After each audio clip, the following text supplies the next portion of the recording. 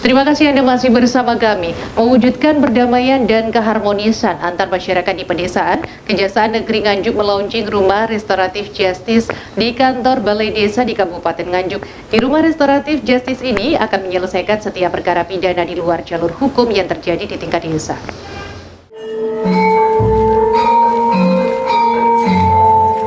Untuk memberikan edukasi hukum tentang setiap perkara pidana di luar jalur hukum, guna mewujudkan perdamaian dan keharmonisan antar masyarakat di pedesaan, Kejaksaan Negeri Nganjuk melaunching Rumah Keadilan Restoratif atau Restoratif Justice di Desa Grojogan, Kecamatan Berbek, Kabupaten Nganjuk. Rumah keadilan ini pun bernama Sasono Pangimbangan sesuai dengan asal-usul Desa Grojogan. Kegiatan ini dilaksanakan serentak se-Jawa Timur yang dipusatkan di Kabupaten Bojonegoro. Ajarannya terkoneksi secara virtual dengan kabupaten kota se-Jawa Timur dan diresmikan langsung oleh Kepala Kejaksaan Tinggi Jawa Timur, Dr. Mia Amiati. Rumah Restoratif Justice ini juga diresmikan secara simbolis oleh PLT Bupati Nganjuk Marhen Jumadi dengan didampingi Kajari Nopi yang ditandai pemukulan gong dan pemotongan pita. Nopi Tenopi Rosout, Kepala Kejaksaan Negeri Nganjuk menjelaskan, terpilihnya Desa Grojogan sebagai Rumah Restoratif Justice ini bukan tanpa alasan.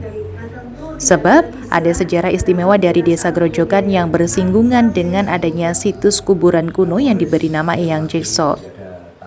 Masyarakat setempat meyakini bahwa makam kuno itu adalah makam dari Syekh Haryo Kusumo Hadiningrat, yaitu seorang adiaksa zaman Kerajaan Majapahit.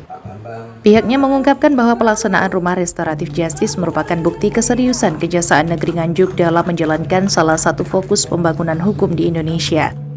Pihaknya bersama pemerintah daerah Kabupaten Nganjuk berharap agar Rumah Keadilan bisa mewujudkan perdamaian dan keharmonisan antar masyarakat setempat.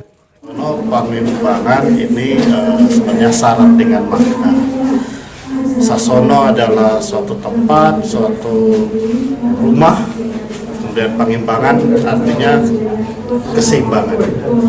Nah, maknanya bahwa ini Kejaksaan Negeri Nganjuk bersama dengan pemerintah kabupaten tentu berharap dengan Sasono Pangimbangan akan terwujud perdamaian, keharmoni antara masyarakat.